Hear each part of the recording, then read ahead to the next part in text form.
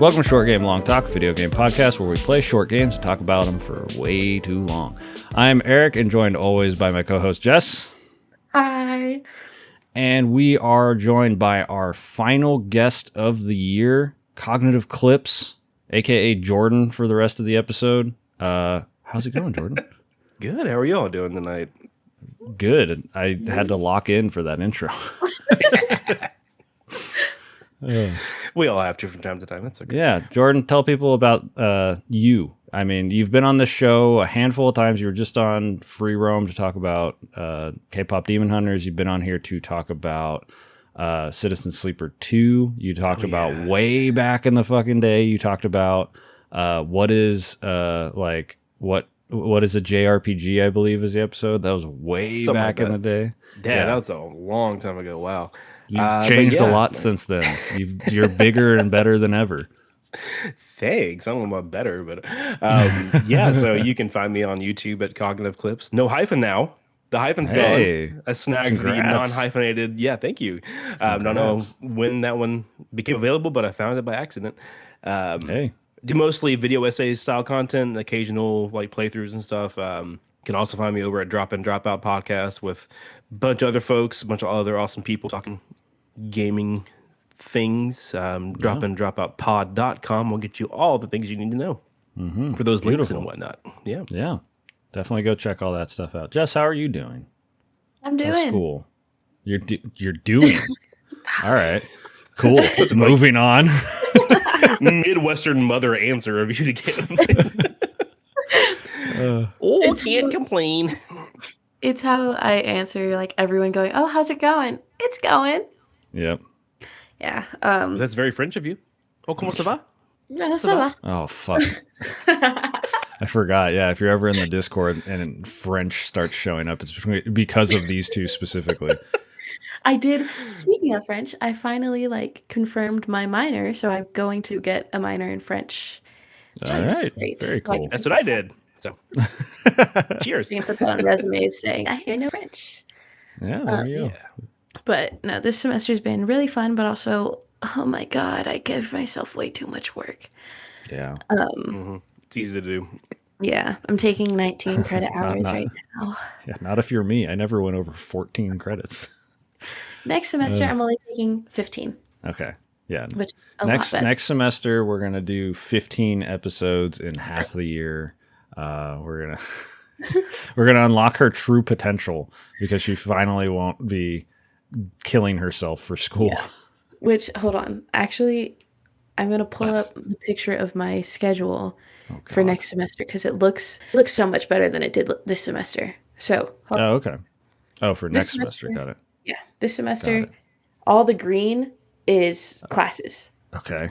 That is class from 9 to 3 on Mondays and Wednesdays, and then 9 to 12 on Tuesdays, Thursdays, and Fridays. Okay.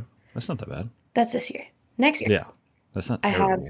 I have hell yeah. Nice. Class on Mondays from 2 to 3, and then Tuesdays 11 to 3. Nice. And then it repeats every day, and I have Fridays off. Oh, that's solid. Before we start talking about the game, I'm curious about Jordan's college experience. Mine was I'm going to go to school at night. Like I took classes from 6 o'clock to 10 o'clock at night because I was working. And it was just so nice because for most of the time until I think my final 2 months, I did not have to pay for a parking pass because the security guards were lazy and didn't check at night. So that's fantastic. So it saved me about $500 a semester, which was great. Yeah, no, I didn't do the nighttime stuff. I also worked part-time, but it was at Kroger, so I could come in and work later shifts or whatever. Gotcha. But fun fact, so I was never what do they call it?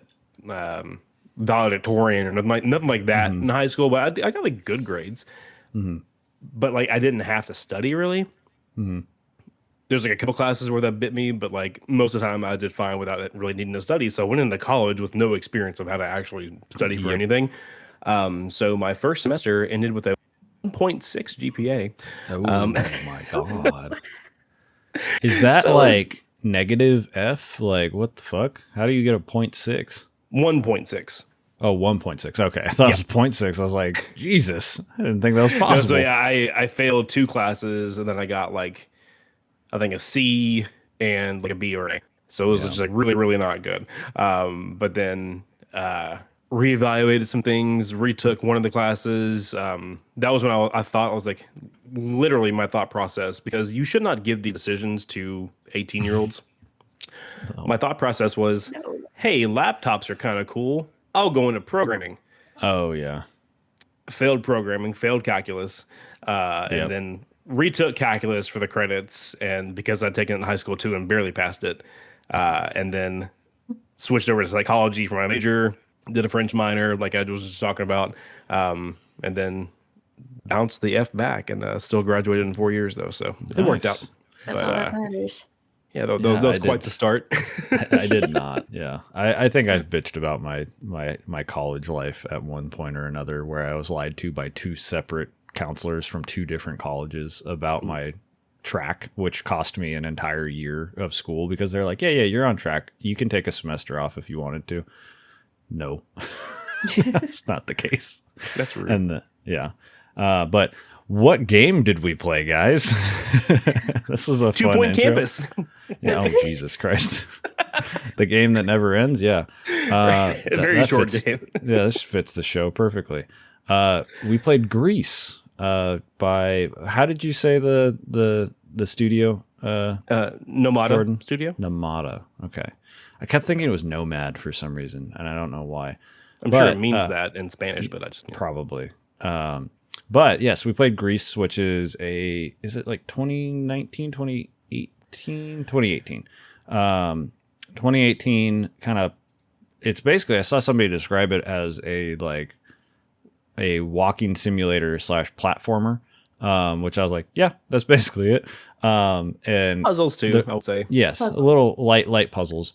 And if you're wondering, hey, Eric, you've been talking about the fact that this is going to be a double header of Gris and Neva. I was playing Gris and I was like, wow, this game is beautiful. I love it. This is going great. I don't want to talk about Gris with anything influencing my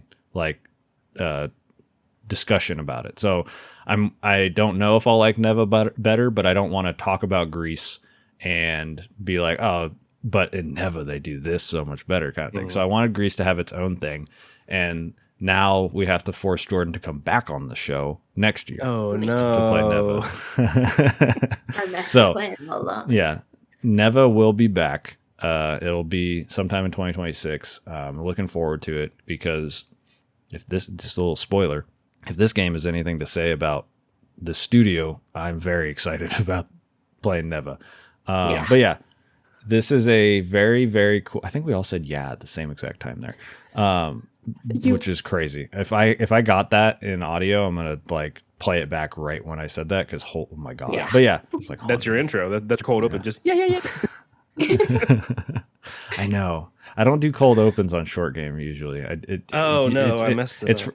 It's for the bonuses. The bonus at the end is where I throw random pre-roll stuff in the end for the dedicated listeners that are still around at hour. Those are always fun 2. Yeah. Jess didn't even know I was doing that for the first 6 months of the show. Incredible. Because you didn't do it for the first 4 episodes, and then the 5th episode is when you started implementing it. Yeah, I did.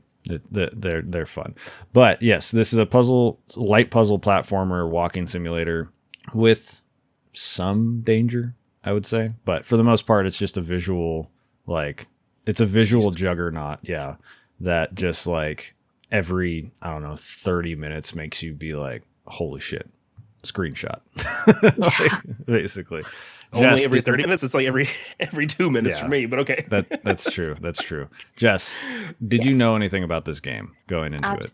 Literally nothing. I read the name and I went, Gris, like the color gray in French. Which is funny because I'm pretty sure it's also the color gray in Spanish, isn't it? It is. I think so too. It is. Yeah, it is.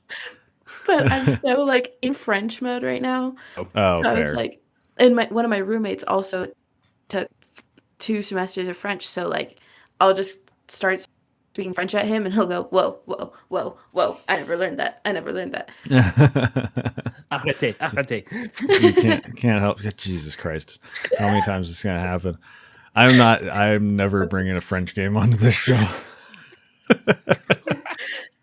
But Jess, I did the same thing when it was first coming out. I like told him, I was like, oh yeah, Gris, because it's it's great and it's about like grief and whatever. So okay, cool. And then later on, I found out it's like a Spanish studio. And I was like, oh, okay, probably not that name. Yeah, it's probably pronounced a little different. Yeah, it's like Gris, like a soft S, I think. Yeah.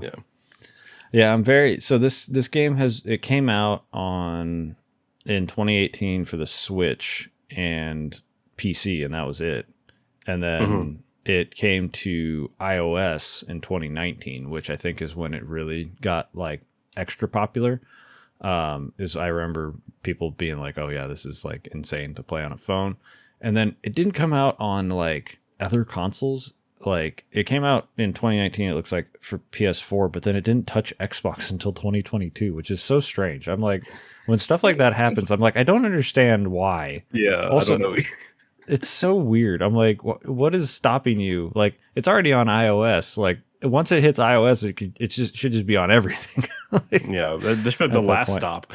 Yeah, exactly. But yeah, this game, I'm so curious because I'm looking slightly at a synopsis, but I'm not going to really read it because I read one sentence and I was like, I didn't get that at all. So I'm very curious to discuss like the actual story, because there isn't, there's no dialogue in this game. There's no like, it's all just visuals and a bit of singing is basically it. Like you don't have a lot of story that's playing out in a typical sense. So Jordan, how would you describe like the way this game is like portraying its story for the most part? Yes, like what you'll probably, I don't know if this is what you just read, but one of the things that you will read if you just look at the game to any extent at all is that it's kind of like a story about grief. And so you kind of can use that to influence how you're interpreting the story, because it kind of opens up with, you just this like kind of cinematic of this woman like starting to sing, but then her voice just kind of like is gone, and this giant statue crumbles and she just falls, and the whole world is gray or like just all blacks and whites, like monochrome. And you're like, as you're going through the game, you're getting the color back into the world, and it's kind of, again, if you're looking at it through the lens of grief, and you can kind of see it as, going through the stages of grief. There's trophies, achievements, whatever, for finding statues that represent each of the 5 stages of grief and all this stuff. And so, but yeah, as you're saying, though, it's not told through dialogue. It's not, nothing is really explicitly given to you as far as why is she grieving, what exactly is happening. It's, I think it's the better for it, though, to be honest. Yeah, I thought that was so interesting when once I got a couple achievements, I realized like the most that this game is telling you the story is through the achievements, like based off of the little bit of like what the achievement said. You're like, oh, okay. And then you get another one, you're like, okay, there is a consistency of these achievements to kind of tell you this is loosely what the story is. And like you were saying, yeah, there's an achievement for every stage of grief. There's the main thing about like you learn very early on is that you're supposed to be bringing color back into the world, and it's not in a way like Splatoon where you're like painting shit. It's like you literally are bringing all of the color back into the world. I wrote a note here. I said, "What if inside but hopeful?" It's like what this game is. I like that. Yeah, like what if you were playing inside but like it was good and not like, oh my god, what the fuck. But it does have some moments that are like what the fuck moments, which we'll get into a bit.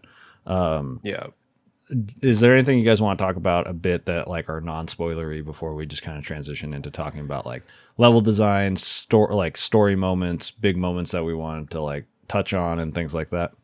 Yes, Jess. How long did it take you guys to play it?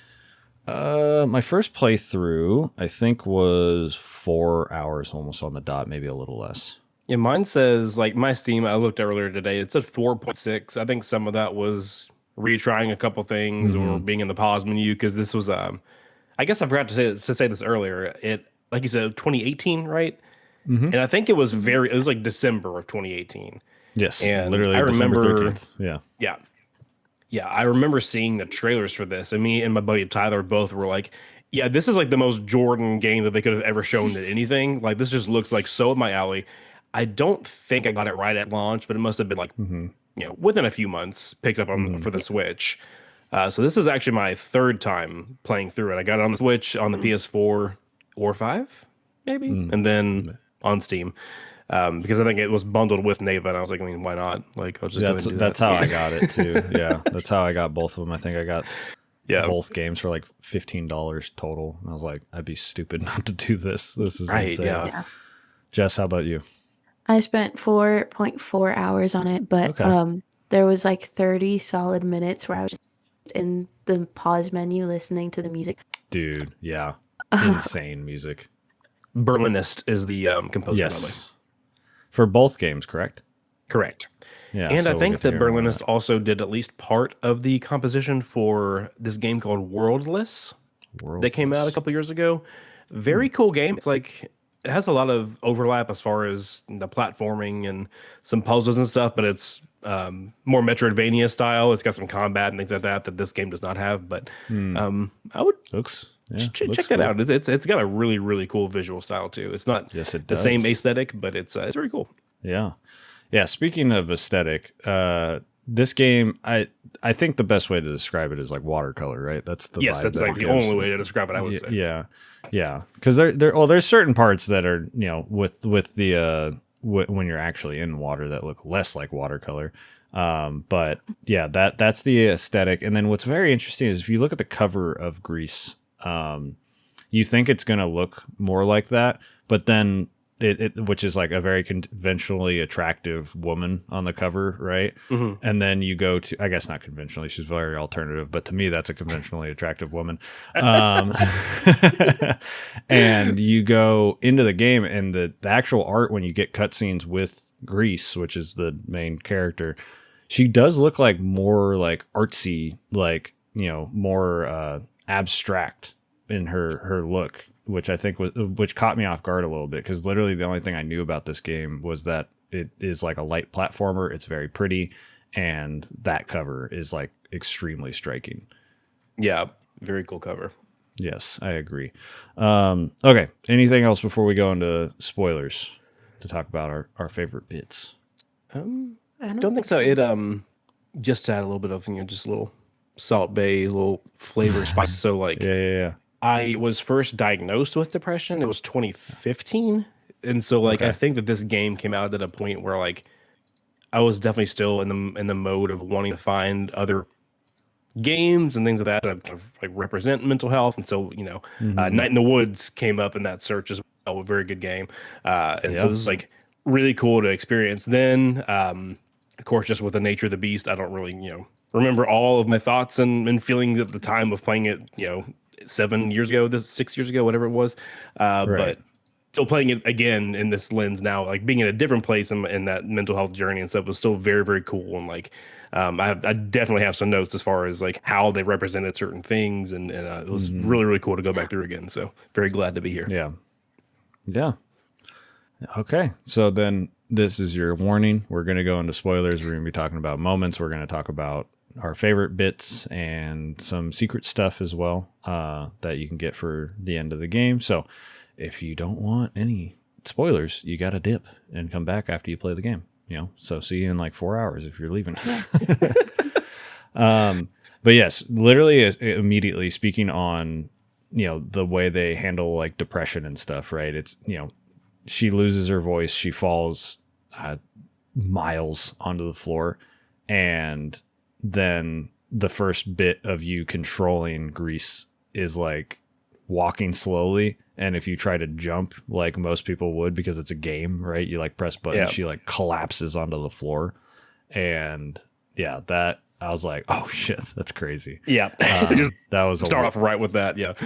Yeah. I was like, oh my God. And then the first achievement you can get there is like once she kind of like shakes herself off and she's like, I'm good, you can go backwards and that's where you can get the first achievement where you see the broken statue of her mother.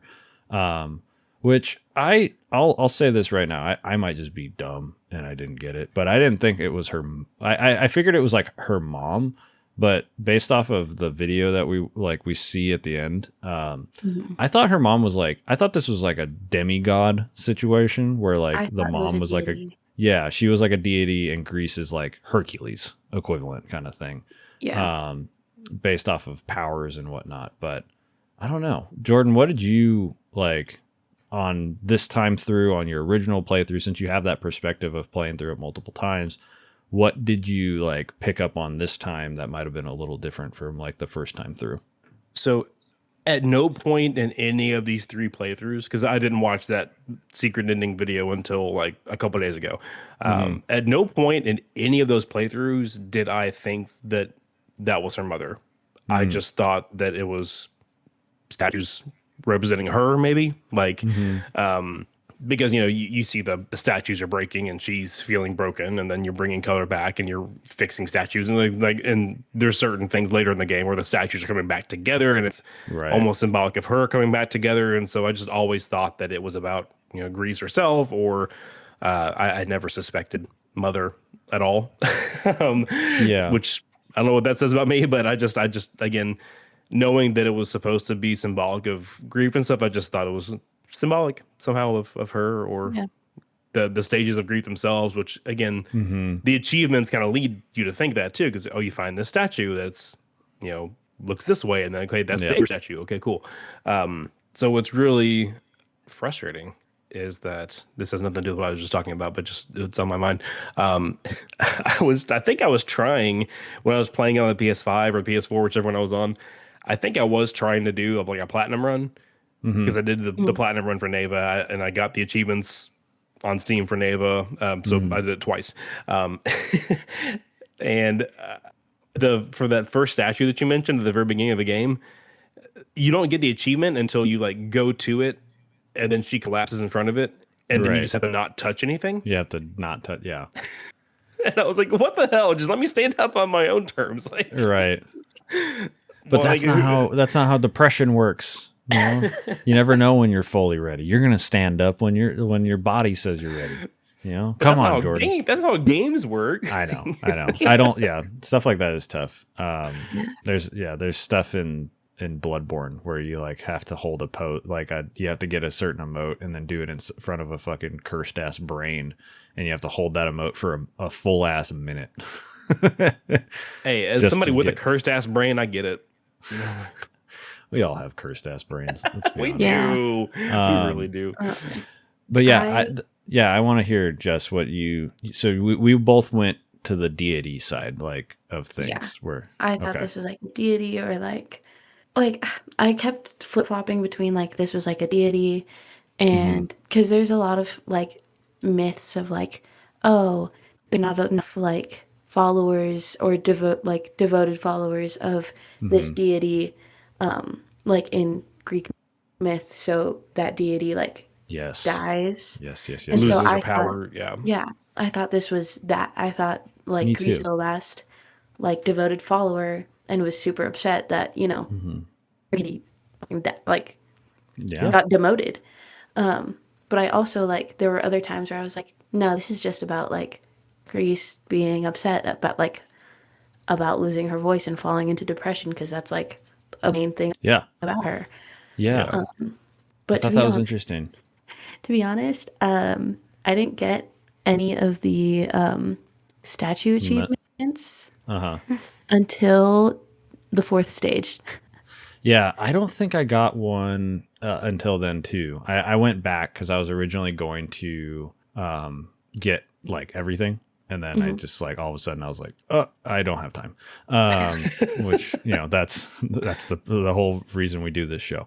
But yeah, I don't think I got one for a while either. I thought you were gonna say you didn't get a memento until stage 4. I was like, some of them were right in your face. What you didn't want to jump into them?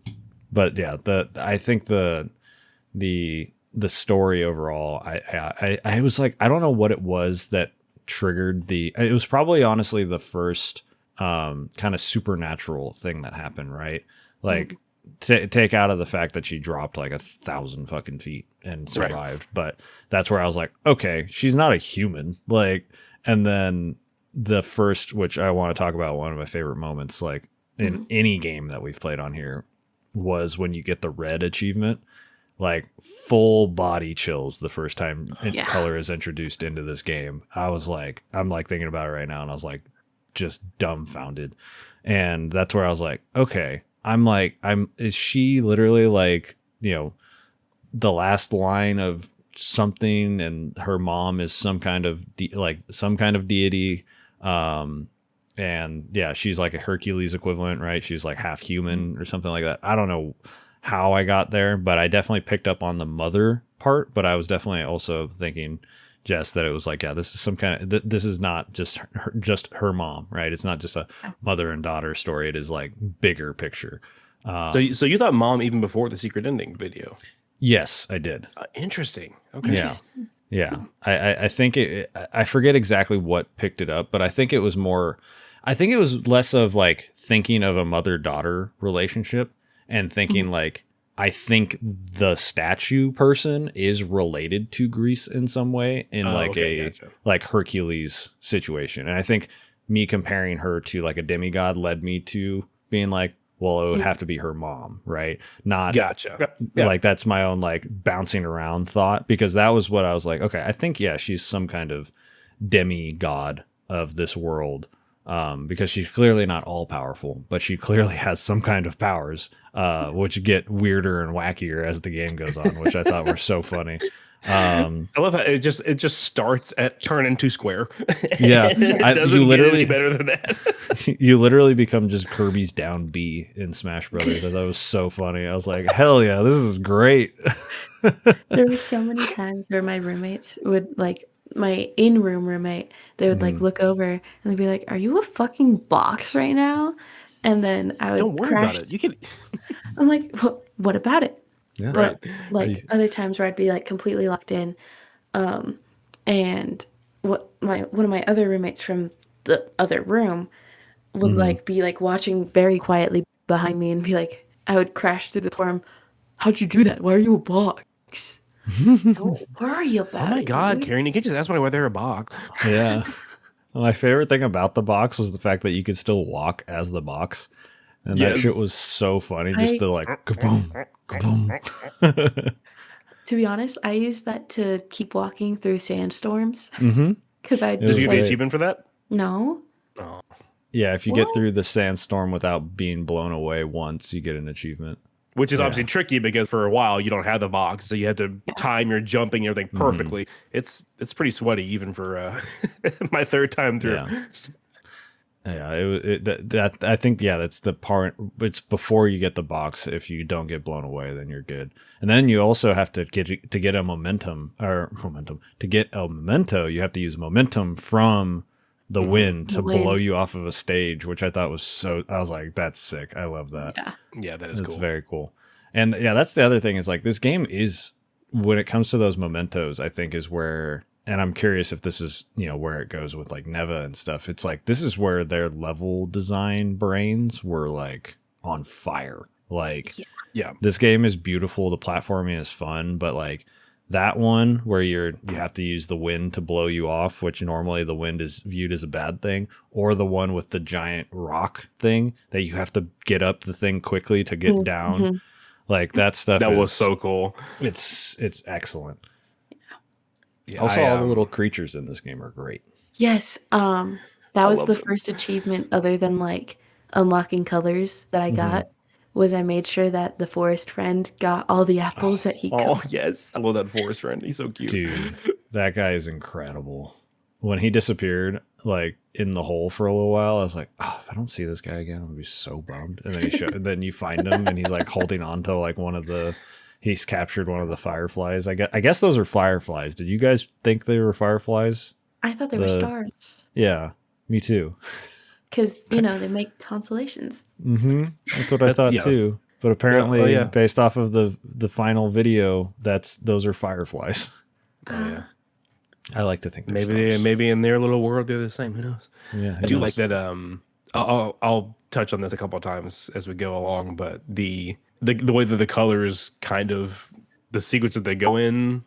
So, I wouldn't say that it's always like this, but at least for this one, like the first color you get is red, Right. and so then like that first little section that's all kind of monochrome, that's denial. That's like the first stage or whatever for the game, and then you get the color red, and going through that. Then the next one that you find is anger, and in this stage that's like the red stage kind of is when you're at the box, and so there's a whole separate achievement that's a word that I don't recognize. It doesn't look like an English word, but there's like a separate achievement you get for just like smashing into these little rock What? Yeah. things. Oh, the cards.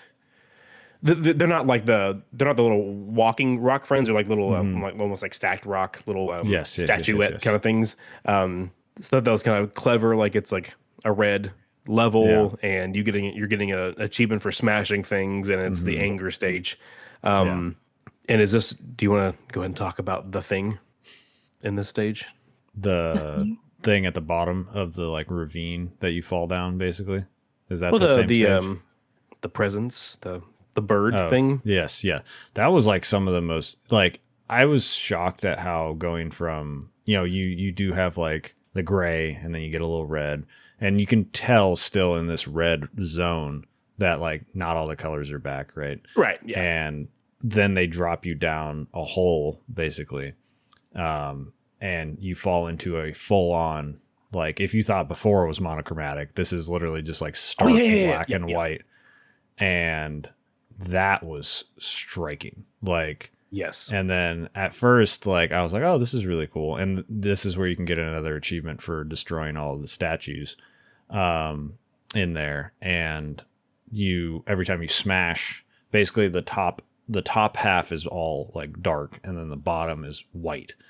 And every time you smash down onto the bottom, a bunch of black, like you can't really fully tell what they are, but they're flying creatures, right? They're very small. Yeah. They are birds. But they could also be butterflies based off of future stuff. But it looks really cool. So my first thought was like, oh, that's cool. And then they like, you do that enough times and it launches you up like a geyser. And is that the first time you meet the presence, or that's just releasing the presence? I think it's the first time. Like that, I'm not exactly sure. I mean, just based on that little sequence, it seems that they are connected, but you don't really. It doesn't really stand in your way until like shortly after that. But just something that was cool that I didn't really pick up on until this playthrough was that. Again, this is like the anger stage, and this is the first time you're coming into contact with. It's just like we'll just call it darkness because it's like this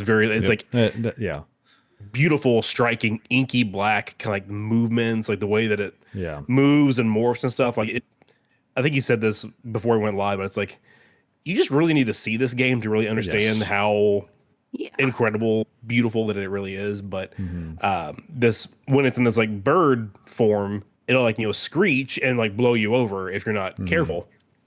But that's like all that it's doing. Like it's not trying to like. It doesn't seem like it's trying to completely kill you. It's just like it's in your way. It's an obstacle kind of a thing. Right. It's an annoyance more than anything at this point. Yeah. Which was interesting for the anger stage. Because when we get to a later stage, I'll have more thoughts. Yes. Teaser. Yeah. You gotta stick around. Yeah. The screaming that it does is like awful sounding too. Yeah. Which is like, that is, we're gonna like, you can honestly, if you're still hanging out, like, into the spoilers, like we're not good enough to describe how this game looks. Like there's not very many people on the planet that could probably do a justification of how good this game looks. So like you do need to go play it no matter what. Like if this sounds interesting to you, like go check it out because it is beautiful. Literally one of my main points on my notes is just in all capital letters, art. Yep. This game is art with like no discussions. One of the first times that I mean, obviously there's been other games that have been having art styles or having very poetic ways of telling their story or telling their themes or whatever. But I feel like Gris was really one of the first times where I was like, game is art. Game are art. Go art at the game. Like, yeah, literally. That there isn't a single frame of this game that wouldn't be justifiably hung up in a museum. Like, it is insane how good this game looks. But moving on to the next bit, this is when had we been introduced to like the hub area at this point already? Yes, I believe so, right? To red, yeah. Yeah. So the hub area is like if you've ever played like a Souls-like or something like that, it's very similar to where you're going to be looping back to this place a lot. And I thought that was insane, like insanely done. The level design of it looping back was literally, I wrote down on here, like, that's like FromSoft levels of level design to have you like seamlessly like loop back immediately to the hub area.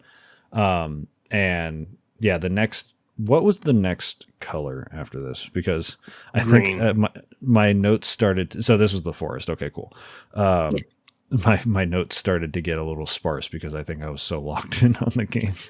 Locked in. I think what's funny, Jess, you said art. My very first note is just all caps, the word art. That's it. Have y'all seen The Good Place? Yes, a little bit. How much is a little bit? A season. Okay. Because I think this was in the first season. That's what I was asking. Sorry. Yeah. I didn't mean to sound pedantic there. No, you're good. Just whenever, like, I know there's a lot of spoilers. Yeah, they're trying to help Jason like show some kind of kindness to Tahani, and so it's like, I made you a art. One of my favorite line deliveries of like the past decade. It's just that guy is so funny. He's so good. All right. Yeah, so we're in the forest, and the forest is like I thought was, well, no, actually it isn't forest, is it? Because forest, when you go into the forest, you already have green and you get blue in the forest. Right. Yeah, that's how it works. So like in the first stage, you get red, then you go to the red stage, and then you get green at the end, and then you go to the green stage. It's okay, kind of got it. Okay, couldn't remember. So yeah, Jess, you seem to really like the little buddy that you hung out with. So why don't you start us off with the forest area? The forest area actually is the one I spent the most time in, not because I was trying to feed the forest buddy, just because there were some times where I just like kept missing jumps. And I swear I took so long. I can't even tell you what puzzle it was, but I was like crashing the fuck out about it. Because, okay, to set the record straight, I'm usually like a keyboard type player, but I have two roommates who both have controllers, Xbox controllers. Yeah. Because I would have used my PlayStation controller, but I don't have a long enough micro USB. So I was like, I'll just steal one of the boys' Xbox controllers. It's fine. Yeah. Which I'm glad I did, because using Xbox controllers so like really great for the game. Yeah. But with that being said, I'm a keyboard player, not a controller player. So I kept missing the buttons because I'd be like locked in on looking at the game, and I would just press like box instead of jump, and I'd completely biff it. That's really funny, actually. I love that. Yeah, I mean, the platforming was some of it, because I think what power do you get in this zone? I forget. I think it's like a double jump / glide, maybe. Yeah. That fixes a lot of the platform struggles, I think. Yeah, but so I would jump, and then I would glide a little bit, and then I would try to double jump, and then I would box straight all the way to the floor. Okay, that's really funny, actually. Oh no, I would crash out too. I mean, in your defense, like some of the platforming in that area is pretty tricky, because like to do my best to describe it to the audio listeners who have not played the game. Yeah. It's like a forest area again, as we mentioned before, but the trees that you're kind of jumping onto as your platforms will almost like have this like rhythm, or like almost like a breathing in and out, where like trees 1, 3, and 5 will be flat to jump onto, and then a second or two will pass, and then it's trees 2, 4, and 6, or they'll go from completely flat to being at like a downward angle, and so you have to like be sure to like jump onto it when it's at an angle. That way, when you get to the top, you can jump up and like land on the flat one, and then have more height. And so there's some really tricky timing on that. Yeah. To your credit, Jess, it's Yeah.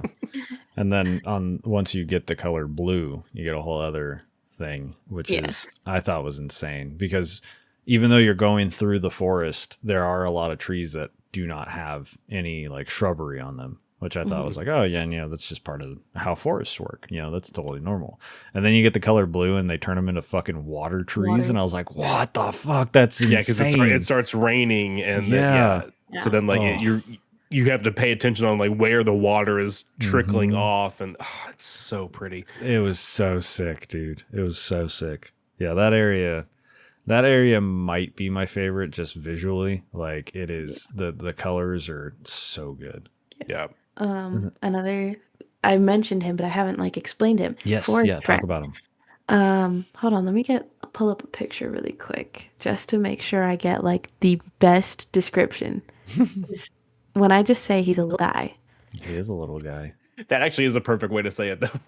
Yeah, he's just a little guy. Oh my God, people have searched for his plush. Oh yeah, I would like that. So he's a little box. Oh my God, they do have a plush. Oh hell yeah. What is his name exactly? Forest Friend. Literally, okay. That's all. Yeah. He's just a little gray, like blue-gray square with a tiny little body and then like sticks for legs and arms. A little tree just poking out the top of his little square head, and he's got 2 dots of beady little eyes, and he just kind of like scurries behind you. He's incredible. But if I could kill in this game, I would kill for that thing. Yeah. Oh yeah. If combat was in this game, I would fight for that little guy. Yep. What's really funny is at first I thought it would be like, because I didn't know if there was going to be any combat in this game or not. And so I thought it was going to be some sort of aggro thing. So I tried squishing him, and then he kept hiding. I mean, you have the ability to squish. Why not try to squish in video games? Exactly. Yeah. If not squishable, why squishable shaped? Yeah, literally. Why also box shaped? Oh, Why box that just shaped? reminded me actually of my favorite little bit with him, where he's mirroring you. I fucking loved. That was cool. Yes. Those are so fun. So he does his little slam when you do your slam. Oh, it's so good. I loved it so much. Tiny little boxy swing. It's so good, dude. Yeah, Which, like, that. I love that they included that, because like that was how you got one of the star firefly things, is using his little slam somewhere else. But it took me a minute to figure that out, because I was like, what? Why is he following me? And I'm not getting the. Oh. Yeah, the other side, the side plot of Short Game Long Talk has been unlocking Jess's gamer sense, and it's getting so much better. It's so good, because like now you'll look at puzzles in the future and be like, I got it right away. Even like we'll get onto this in like the next stage, but the ice part, I was like, the ice part. I wonder if this also applies over here too, and it did. And I was like, I'm learning. Yeah. Yes, nice. My pattern recognition. Yes. So this is where you get blue, which blue was I think the next one that like I don't really remember blue too much. The one that I will want to talk about, I think, is yellow, because that's like jaw dropping. But that is what I sent you the picture of, and I was like, it still chills. Like again, third time playing, doesn't matter. It's like straight chills every time I see it. Yeah, I can't wait to play this. I'm gonna probably I'm gonna figure out some way of like getting it on my TV, like my 75-inch TV, like 4K, and just like have a time, man. Like it's gonna be just a feast, like visually, and I am so excited to do that. What platform are you playing on, Eric? PC. Okay. Yeah. It's weird at higher resolution, I noticed. Okay. Yeah. Because like for anyone who hasn't been in the Discord, like I just got this new PC like a month ago. That has like a RTX 5060, and it's like it's by no means like top of the line, but it's like much better than what I had. And it's connected to my TV, which is a 4K TV, and like there were a few times where trying to output it at 4K, like it just didn't look quite right.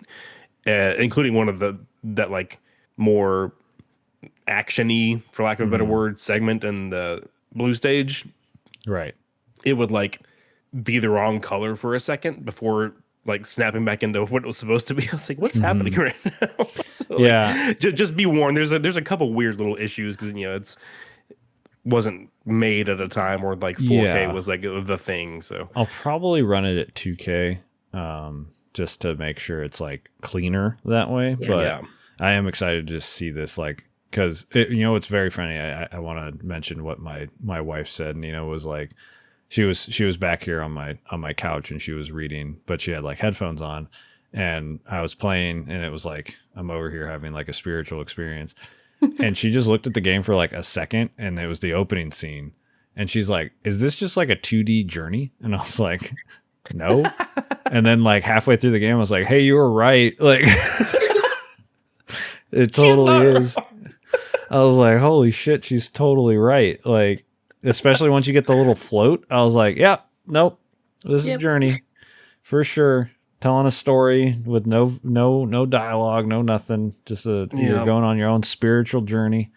I was like, oh yeah. She was like, oh, is this from the same devs that made Journey? I was like, no, but you're not far off once you get further in, especially during the fucking desert level. I was like, damn, that was a called shot. That was crazy. That's true. She just looked at it for a second and she was like, is this like 2D Journey? Yeah, I was like, she's a witch. She was one for Halloween. Nice. Oh yeah, she was. Y'all looked great. That was a great picture. Thank you. What's so cool is, so Eric already mentioned like the kind of hub area, and so whenever you're going down, I think it's like down to the right to go to the deserty windmill red area.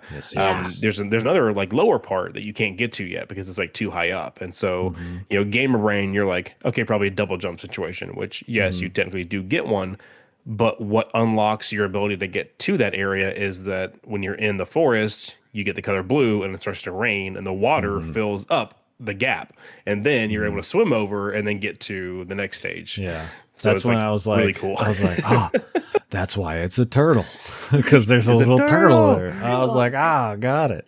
Yeah, that was great. And then, speaking of which, that unless we have anything else we want to talk about with the forest. The apples. The apples. I mentioned it very briefly, but once you gained your little forest friend's trust, because he doesn't like, he'll follow you, but very like 10 steps behind you. But once you gain his trust, and he like follows you exactly where you go, there's little apples that fall off of the trees, and if you collect, I think it was like 10 of them.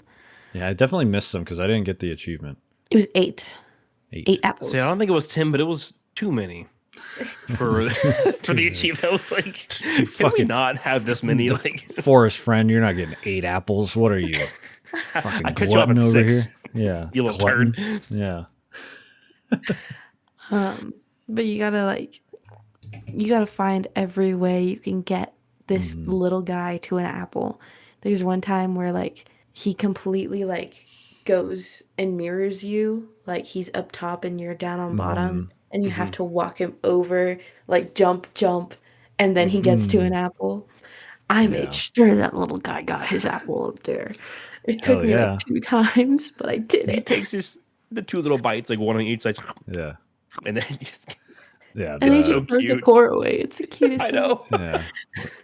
I mean, you're in the forest, right? It doesn't matter. It's all biodegradable. Feed the forest for more apples in the future. It's great. There you go. Yeah.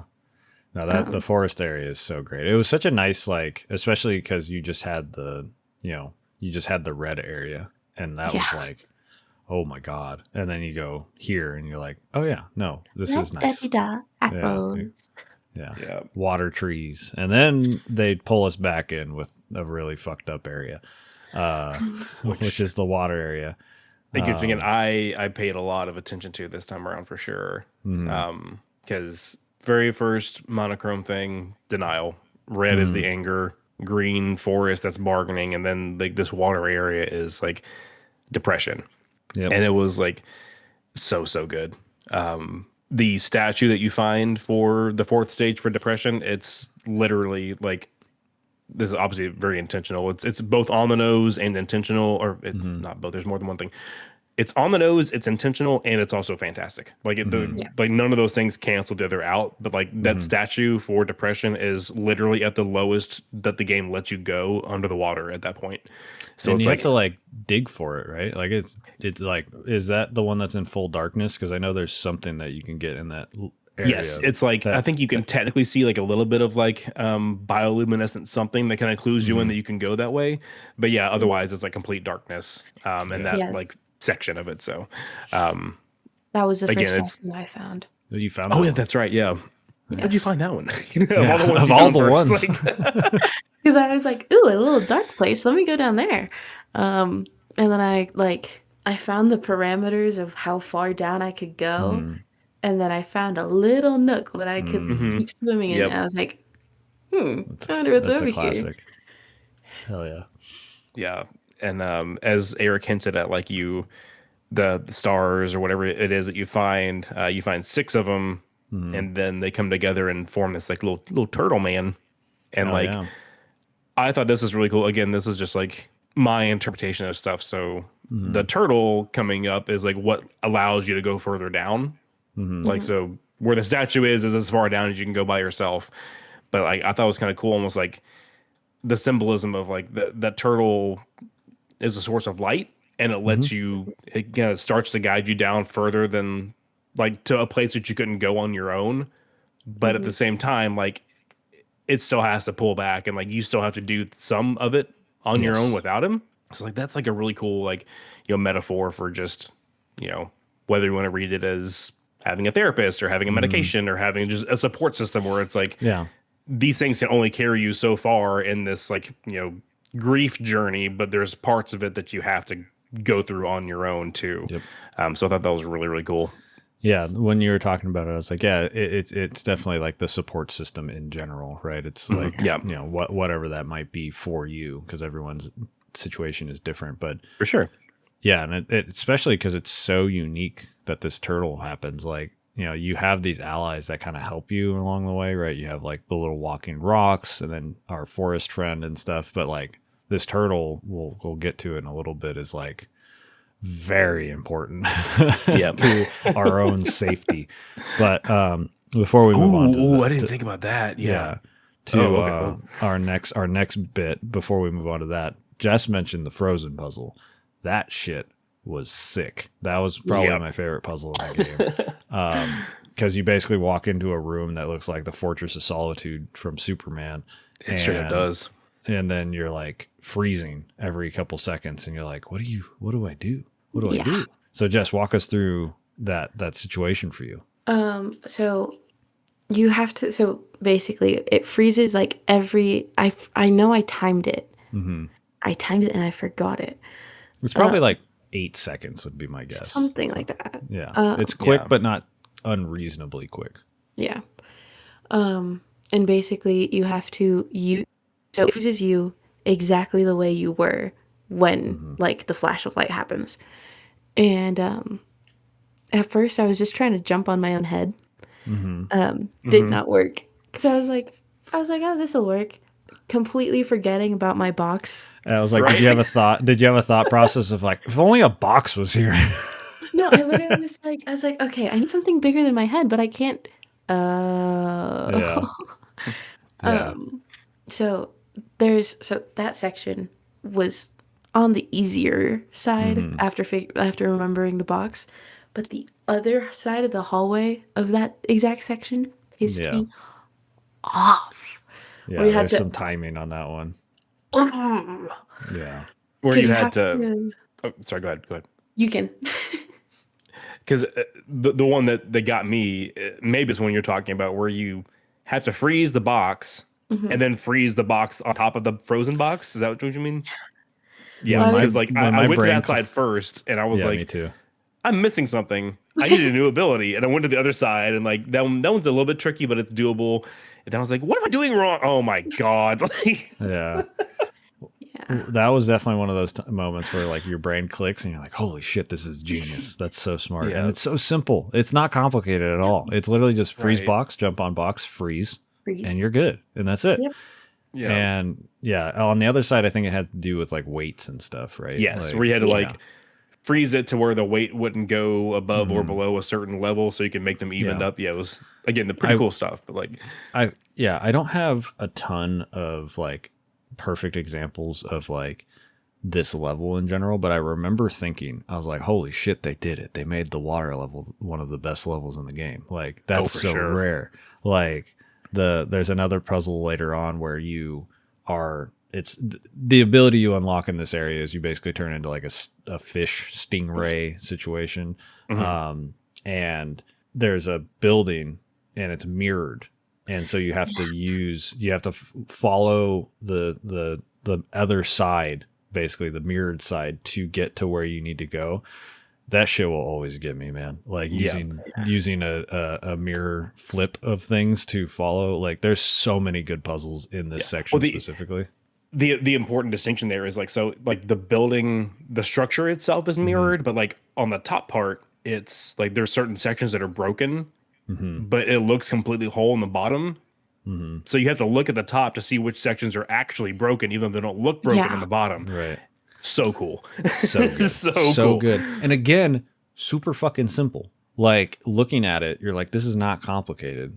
If you look at it long enough, you figure it out. But the simplicity in it is what makes it so like strong and like stick with you. Like I loved it because it's like this game doesn't need to have super complicated puzzles. You don't want to be spending 30 minutes on a 4-hour game on one puzzle kind of thing. Right. Now, if I'm playing a game that's specifically just puzzles, then sure, maybe that is like eventually I do want to be spending that much time on a puzzle. But for a game like this, you don't want to get frustrated. You want to have that moment of an epiphany and being like, oh shit, this is it. This is how I do it. And you move on. And like, I thought that flow state, brother.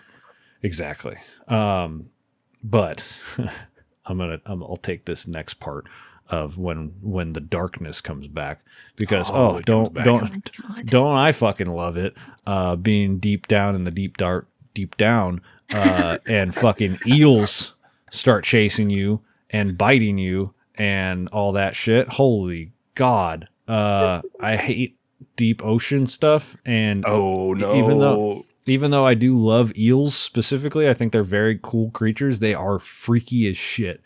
But I did get the gold achievement of not getting bit by those guys, which was, I didn't know was hard or not. So I tried like 5 times and I swear like this isn't just me making excuses. It's partially that, but not entirely. You're just bad at games. It's okay.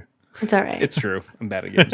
Like there was some like my timing for like the jumping and stuff like in the puzzle. So before we get to the eel part, like just trying to jump from like the this whole column is water. You have to like time your jump out of the water or whatever. So sick. Amazing puzzle design. But like I would hit A again to jump so I could like land on the little blue or the red bird butterfly things to get the other jump or whatever. And like my other jump just like would not register. So I was like, what is happening? And so then I was trying to do this thing because again, you have to hit the A button or on my Xbox controller, the A button to, dash away from the eel biting. And like it just wouldn't do it. And I tried like 5 times. And I was like, I can't just keep doing this all night. Like, and I need to actually make some progress here. I had the complete opposite experience because I thought it was another situation where I was like, oh, yeah, they're attacking me. But like, because I was just mashing the A button the whole time. And you must have just mashed at the exact right cadence because like it has that's what I'm saying. Because I went through it and I was like, oh, this is just working. I was like, I guess this is just what we're doing. Because sometimes I'd press the button and I was like, oh, I'm not dashing. And then I would dash. And I was like, am I actually in control of this? Well, I'm not going to stop. So I thought it was all scripted. And then I get the achievement, like, don't get bit by the eels. And I was like, oh, shit. Okay, cool.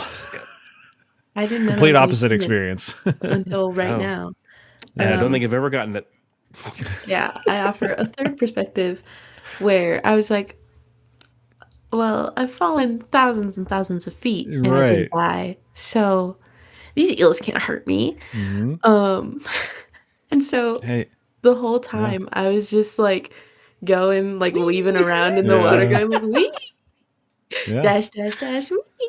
I think sometimes Barely even trying. That's sometimes the perspective on how you get through things in life, right? Like sometimes you have to go the hard way and try really hard, and sometimes you just whimsically skip through life, and sometimes you don't even know that you're in danger.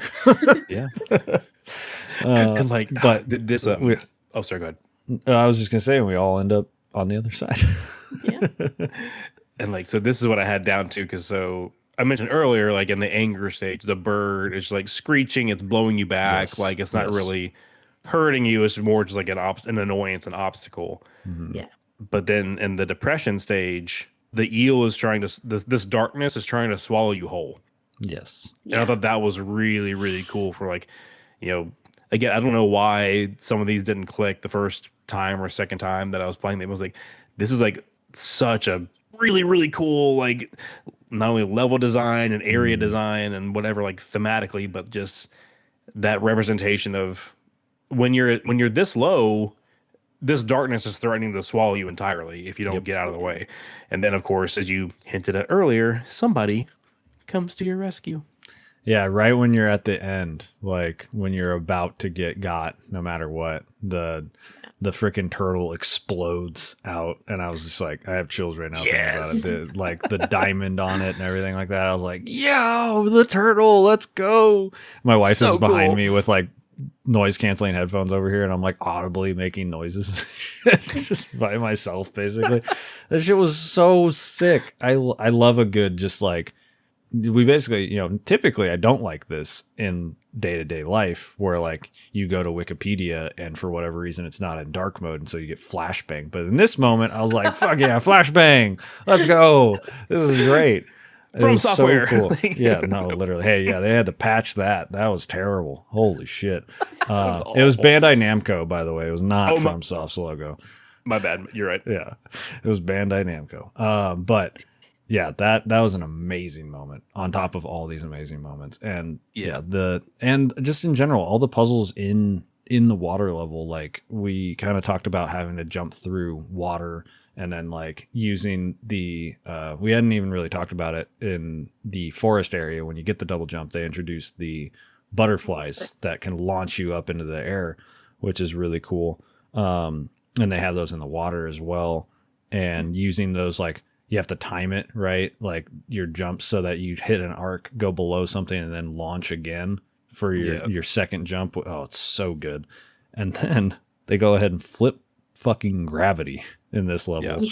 Oh, real quick. The yes, right before the eels, when you're bringing back the color yellow, like just one of the most stunning. Yeah, like because you get to this statue and it's like it's one of the more complete statues that you've come across thus far. And like you bring yellow back, and it's not just like, oh, like up until now it's been beautiful, like the watercolor aesthetic, and they bring, oh, that's the color, and they're kind of mixing together, and like maybe it's adding in like a tertiary color to just make it all beautiful. And it's like this full moon just like comes into view, like right behind the statue, puts everything in front of you in silhouette, and I'm getting chills just talking about it. Yeah, it's literally reflecting off of my right above right here. That's I have that image, that scene as my screensaver or my background, and you can literally like, it's so insane, dude. I was like, I think I said it a couple of times while I was playing it. Like I'd throw it in the Discord for the short game channel and be like, this game is so beautiful, I want to throw up. Like it's so like my body like doesn't know how to handle something that looks this good. Like it was insane. And then it just kept doing it over and over again. Like it was just nothing. Like it's like, how do you keep fucking doing this? Right. This is one of the moments where I am so happy that I got a PC and not my silly little HP laptop. The turtle. Yes, the turtle. Because I don't think last year I would have my laptop hooked up to my monitor and my laptop would be fighting for its life running the games. Yeah. it would literally, my side of the room sounded like a plane was trying to take off because mine was trying to cool down while showing me, because I love graphics. This is why she loved Emily as a way. It's very low effort on her PCs. But like I'm so glad I have my PC now. Shout out Dyson. Love Dyson. He made me a PC Hell yeah, Dyson. and did not charge me for it. Thanks, Dyson. Hell yeah. Dyson, can we be friends? He listens to the show. I know. I'm not going to use that power over him. If he's a fan, I'm not gonna do that. He has to like me for me now because I host this show. I think he does. She likes me for me. Yeah. Sorry, what? Anyway. Keep it together over there. Okay. Yeah, a grip. But the graphics on my PC, like every single time, like the most cinematic things happened, I would just turn my PC to my roommate. Look it. Literally. My poor roommate over there is trying to like do some work and like, yeah, pretty. No, they're so good. It's so good. Like literally, everyone needs to play this game just for every time, for just the 5 colors and the ending alone is like those moments alone are worth the price of admission. They're insane. It's so good. It is. Yeah, as you said though, the gravity gets defied wickedly. Yeah, it's so cool. Yeah. I just caught that. God damn it. That was good, Jordan. Yeah. This is why you made that emote for the. If you're in the Discord, there is an emote and reaction emoji called Cog made a joke, and it's just the fucking the monkey from the what is that movie called? But it's the monkey playing the drums when he does the rim shot. And it's basically for about a year and a half. Every time Cog made a joke, I would just send that GIF that I was like, you know what? I'm just gonna make it an emoji in the Discord because oh my god! And work smarter, not harder. Whenever it pops up, I'm so happy to see it. So if you're wondering why a monkey looking annoyed is labeled Cog made a joke, it's for that fucking reason right now, right there. Perfect example, but it was a good one. The lore has been explained fully. Yeah, that was a good one. Thank you. But yeah, it's kind of hard to discuss like the gravity puzzles as a whole because they are definitely the most complicated and most like flow state wise like of this game. But basically anytime that you had to go like up through, basically there's a line cutting through the entire level horizontally, and once you pass through it the gravity flips. And for the most part the levels are mirrored. Sometimes they're not, but for the most part, they're mirrored. And I would say the most satisfying ones are the ones where you would have to flip through one and then go past and then jump back in using the little butterfly like jump boost. Yeah. Like so cool.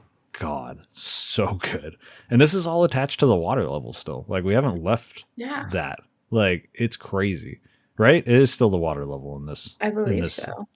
No, technically you did leave it, but I don't think you realized that you left it until No. You do leave it. Okay. There's some you like swim up. It's crazy because like that's again the way that the hub worked that you like swim all the way up and all of a sudden you're like at the fountain in the center of it. You're like, wait, what? How did I get here? I think I actually have that. Yeah, that's where my note of like Dark Souls level design with looping back to the hub is like right after the eels note. So yeah, that no, literally I have hub and then flipping gravity. So that is the next stage because I just realized that you do get your like final power in this area, which is the singing ability, which I thought was very interesting because you do technically at one point get the ability to sing, but you still can't. Like now you can press B and you just make a noise kind of thing. Oh, that's what happens. Like you get the sing ability at the right before the eels, but then when you try to sing, the darkness comes. I forgot about that. Yeah. And I also forgot until I looked at the art book again next to me that the darkness is in the bargaining, the forest stage too, as the bird again. And this time you're just having to use the red butterflies to just like jump out of the way. Gotcha. So like maybe my metaphor falls apart a little bit, but I'm sticking with it because I liked it. Yeah, I think you're just that's the most danger is the eels for sure. Yeah. We'll go with that. But yeah, I mean, we're sprinting towards the end here. Like the gravity section is insane. It's super cool. It's the most celestial of everything. That's where it really starts to feel like, okay, yeah, we're definitely like some kind of deity or demigod or something like that. Because now we're dealing with gravity being flipped, right? Like if turning into a box or double jumping or turning into a stingray wasn't enough to make you think this person's not an actual human. Now you can sing. Now you can sing. Yeah, exactly. That is actually funny that the last power you get is kind of the most human. Thing. Yeah. Because you're getting your voice back. True. What? Yeah. Cog, where's the game essay or the video essay on Gris for your channel to sync up? You have a week to get this out. I'm already working on Metroid stuff. It's too much. Yeah, like I said, the gravity puzzles are kind of tough to talk about. Do you guys want to discuss anything in this zone aside from like once you get the ability to sing and what it does? Actually, yes, because there was also the there's like puzzles based on light also. Oh, to where like certain structures won't show up unless there's a light, and then you have like it's almost like a little ticking timer, not literally, but like you have a certain amount of time to climb the structure while it's still illuminated before it goes away, and then you just fall into nothingness again. Very cool.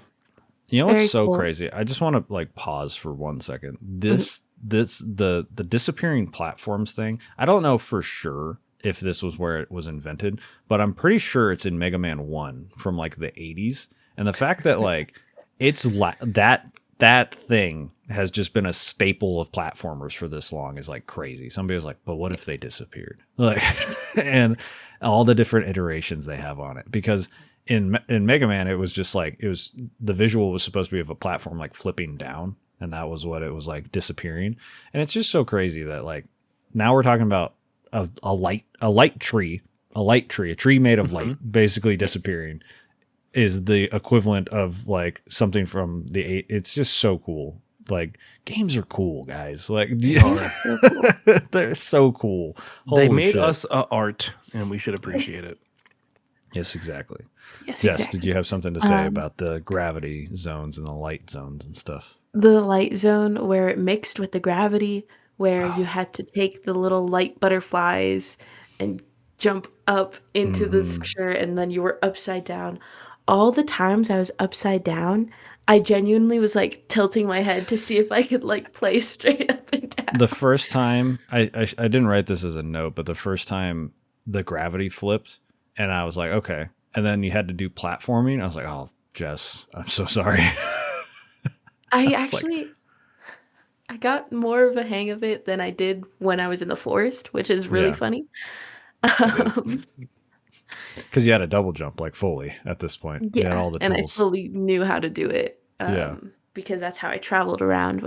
I didn't walk. I had double jumped and glided. Glided around. Yeah, glided. That's a good question. Holy shit. Blizzied. No, that's not it. That's not it. That's not even. That's Phil disgust emote right there. Just hot dogs falling out of the celestial bodies. Nope. Why do you invite me onto these shows, Eric? At least once per episode. I think that that is fair. That's fair. Yeah, just once. Usually, it's when something like you saying "glizzy" comes up. I will say, I'm like, but that's also why I bring you on the show. So fair. Okay. It's a balance. I will say, even on my third time, it's like this level is always so stunning to play through, but it's always it never stops being slightly disorienting. No, for sure. It doesn't get any easier. I've never played a game that flips gravity and perspective like that. That's like easy. Right, that it makes sense unless the screen flips with you. Like, there's no time where I've been like, "Oh yeah, this is." I don't have to think about this. Like, luckily, if it weren't clear, the screen does not flip. The character Gris flips, and now she's upside down on the ceiling like a bat. But now, it's man, that would have been a cool power. Be a bat. But okay, then we get the ability to sing. And that is when we realize that throughout this whole level, there have been little lotus flowers that are just outlines. basically. And so whenever you sing, they open up, and that unlocks more and more. Sometimes it unlocks little jumping butterflies. Sometimes it awakens giant beetle things. Like there's lots of things that happen, basically for the singing. And then you basically get through this level, right? Then you get to the end, which is like you get a final boss fight, quote unquote, with the darkness, which is you do get you're back fighting the eels, right? It does come back as the eels at this point. Am I right in that, or is it come back as the bird? It comes back as the bird. I thought I think it is the bird at first. Yeah. Yeah, because I started it and my roommate was talking to me, so I took off, like, I gave them my full attention.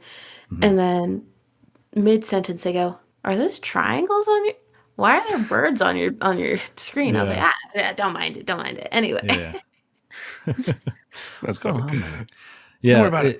This one is you like climbing up a tower, right? Where you have to like avoid it and kind of yeah.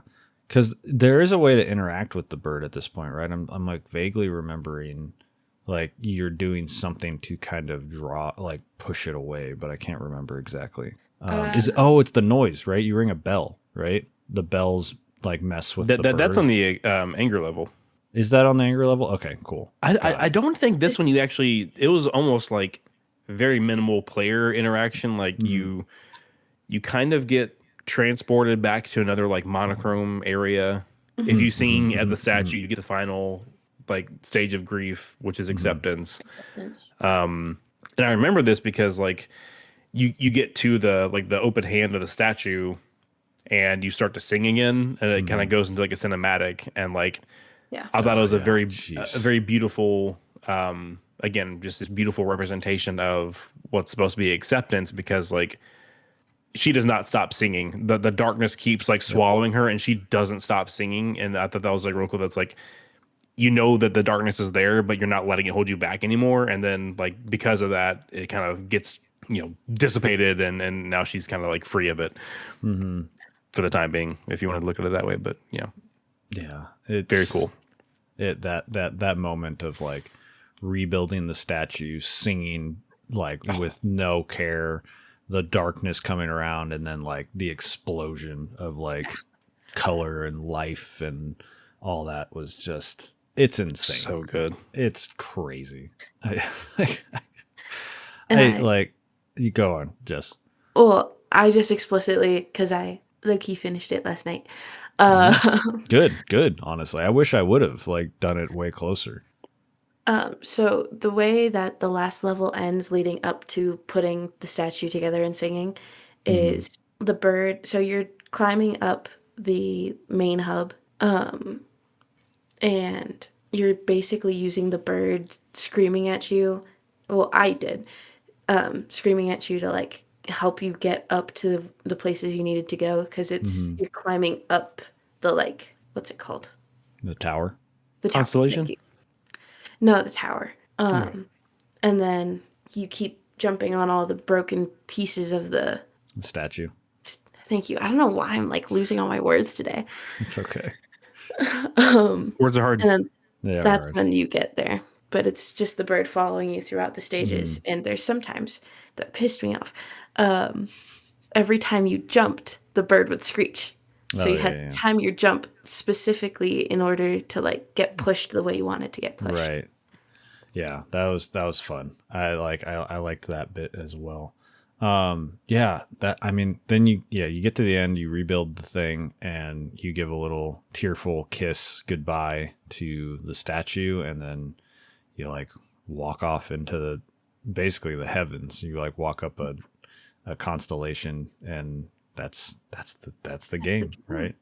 Aside from the little thing, if you get all the mementos, we've kind of discussed it a little bit, is a flashback of Gris and her mom being like, she's much younger, and it's just them in a field, and it's very pretty, and then you see that she catches a firefly, and then it flies all around Gris, and then that's it. So yeah, I honestly don't think it's worth it to go get all the mementos, but the mementos are fun to get. But the I think, Jordan, you mentioned it in one of our chats, like the chapter selection is just not good to go back and get the things you missed. it doesn't even unlock chapter selection until you finish the entire game. And so it's a little frustrating. Honestly, so again, I don't know how you all feel about this, but like the fact that the secret ending actually tells you or like shows you that like this is like a mother-daughter thing, and like therefore pretty much, without saying it, tells you like her mom died. Yeah. I don't like that. Like Yeah.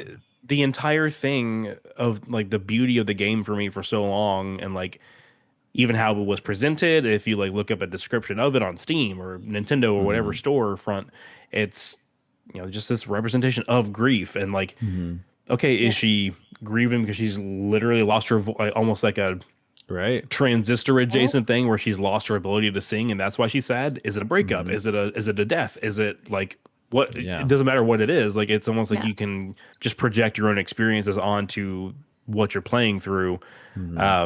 So for it to take all of that and being incredibly symbolic and not ever really telling you like, oh, that's a statue of her mother and not just like some representation of femininity or a representation of her and her ideal self or anything like that. It's just like, oh no, it's her mom. The end. I'm like, what? Yeah. It almost like pulls the rug out and not in a good way.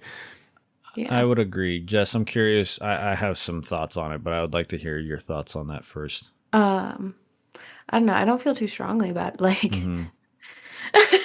That's why I had a feeling you didn't. No, that's why I thought you did.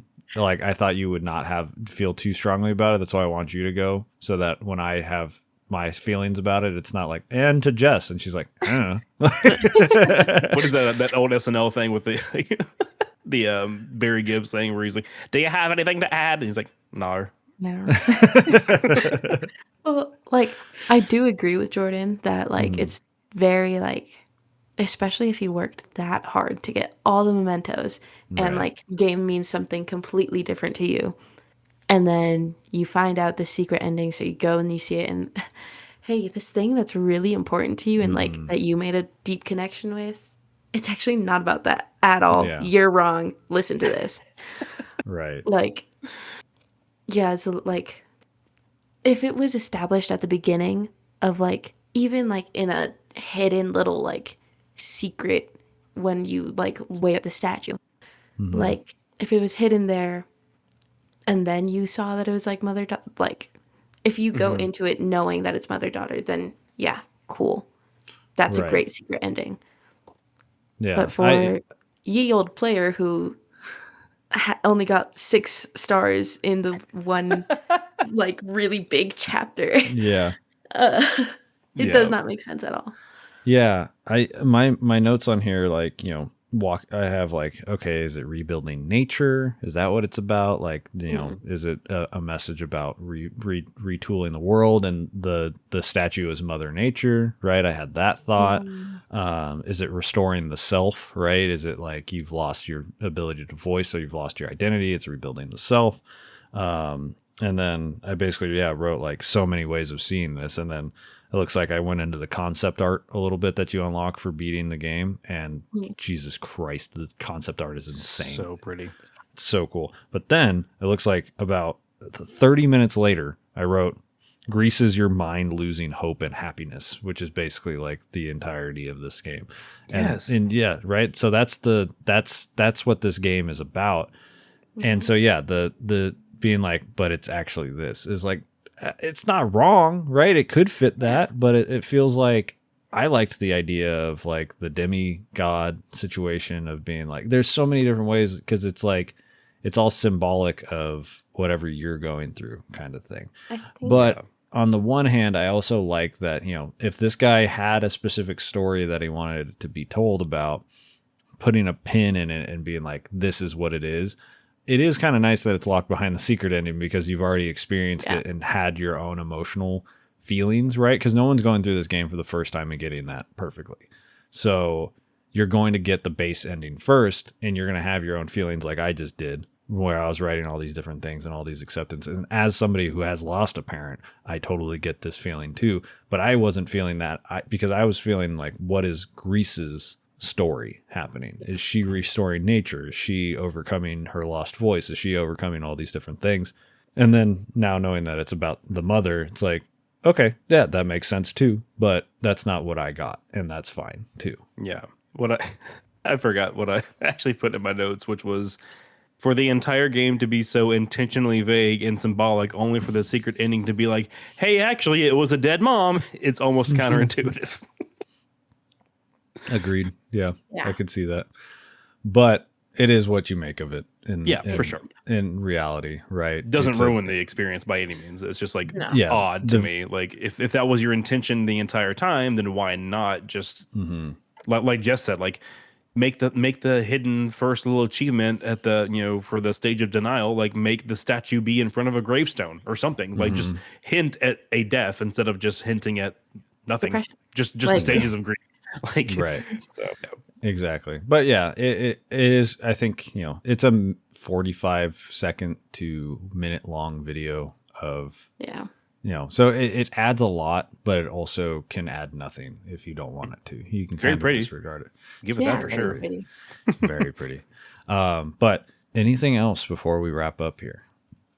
I only have like one little thing that like it shouldn't have bothered me as much as it did.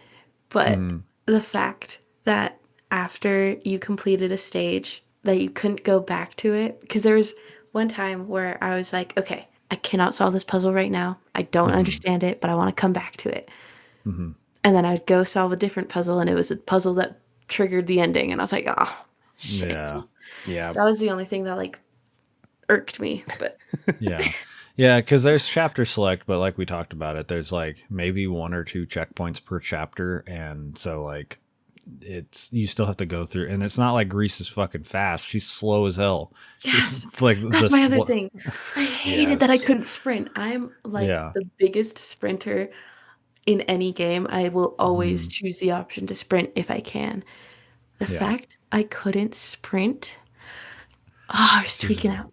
Very slow. I think, one thing I thought of that I thought would fix a lot of the problems for like completionist sake is like if going through the game just for like chapter select gave you all the powers right from the beginning. So being able to like skip stuff by doing the double jump and stuff like that, I think would smooth out that completionist process a little bit.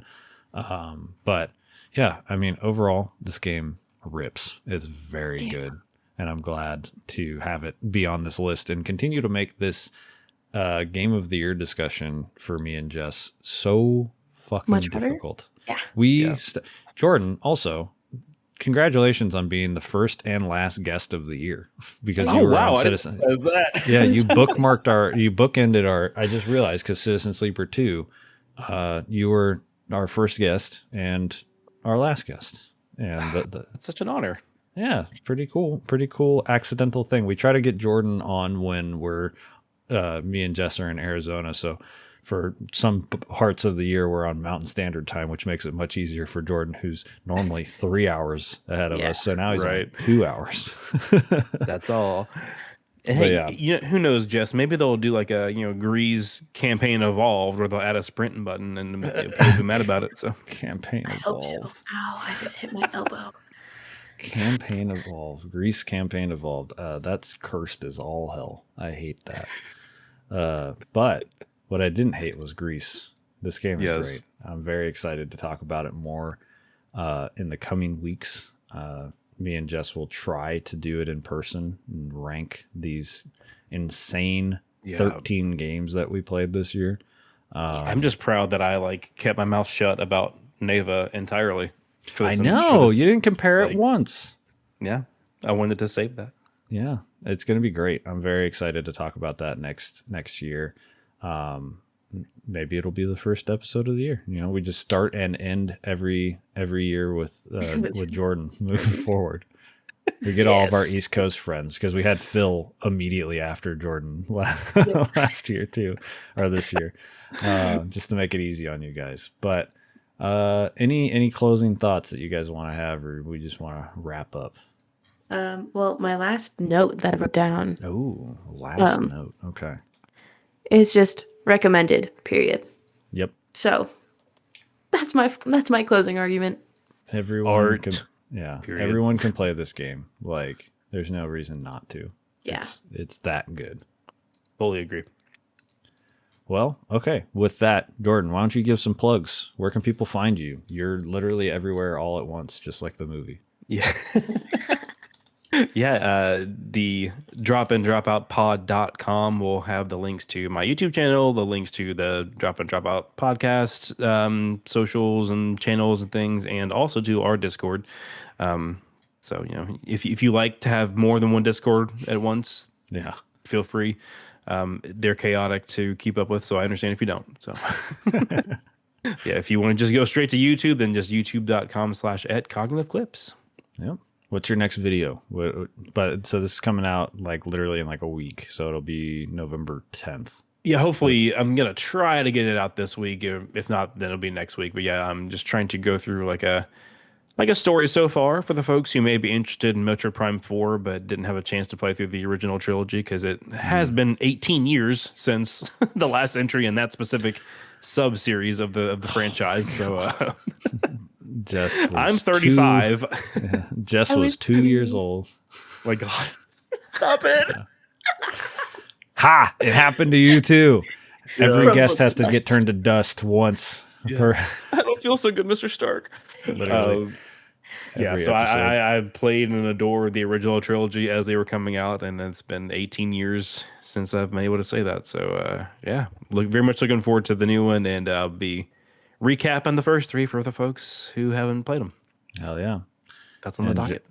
Jess, you hit us with our socials now. Yeah, you can find us everywhere.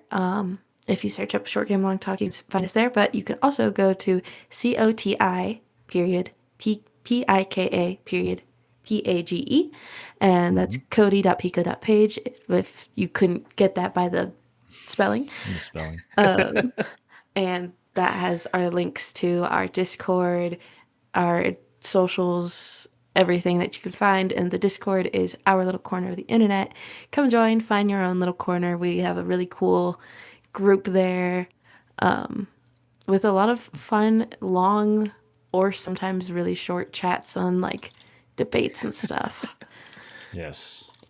Yeah. Fellow, it's a fun place. Fellow Dido co-host Kayla, Palettes and Pages, is on there as well. Mm-hmm. Yeah, it's great.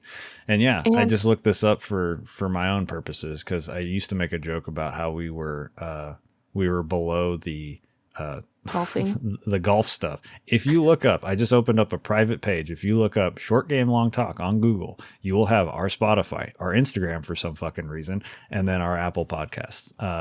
So we are above, those things are above the golfing things. And then right below the golfing things is cody.pika.page, which is sick as fuck. That's awesome though. Yes. So we're moving on up, guys. We're right there. And with the Cognitive Clips bump, we'll get right above even higher. I don't know what the fuck our Instagram is on there. We haven't posted on there in literally a year. Our last post is I was a teenage exocolonist. Yeah. Literally so long ago. Which I was going to talk to you about that, because I want to get it back up. What? Oh, then feel free to take it. You can do whatever you want with that. But yeah, also, yes. Follow Eric at Mr. The Human Plays on Twitch. He goes live all the time. You can also find all his stuff in Pika Up page as well. Mm-hmm. If you like horse girls, check him out. If you're there for the horse girls, I understand. But if you want to hear me talk about other video games that are not short games like this, and you just want my general opinion, I have another podcast that is also a part of the Corner of the Internet network, which is the Content Mill, which I do with also a friend of the show, Phil, and then Gianni and Nate, which is Heroic Headgear. We talk about all kinds of stuff. I literally had a 6-hour drive to California, and I came up with 26 fucking topics to talk about in that drive. So we're covered. It's off to a great start. Let me just plug that. It's excellent so far. Thank you. I appreciate it. Yeah, you can see my face. If you've never seen my face for whatever reason, we do video, which is crazy. Short Game is old school podcast. We don't do video over here. And then another thing, big announcement, since this is the last full episode of Short Game Long Talk, our next episode will probably be the GOTY, which is the Corner of the Internet Game of the Year, which Jordan will be on along with Chris and Phil. We'll be talking about our top 5 games, some honorable mentions, and you'll hear me talk about how a certain game, a certain very French game, didn't even make my top 10. But we'll get to that at a later date.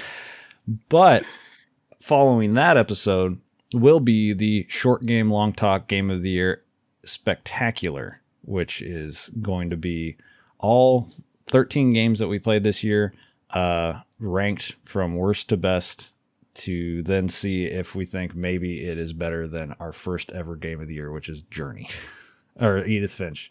Journey. Yeah. Journey was second. And then I think Doki Doki was last year, right? Yeah. Of course it was.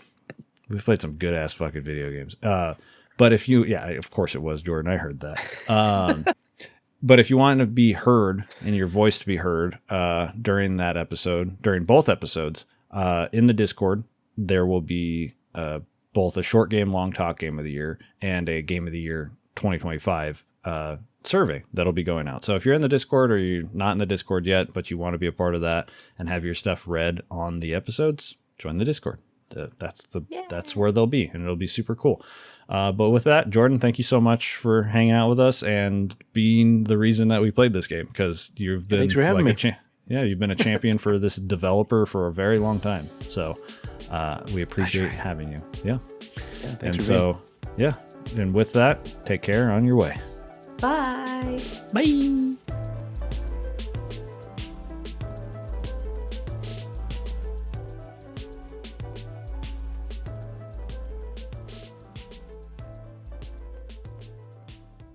All right. Lock in. Welcome, Short. God damn it, Jordan. Okay, here we go.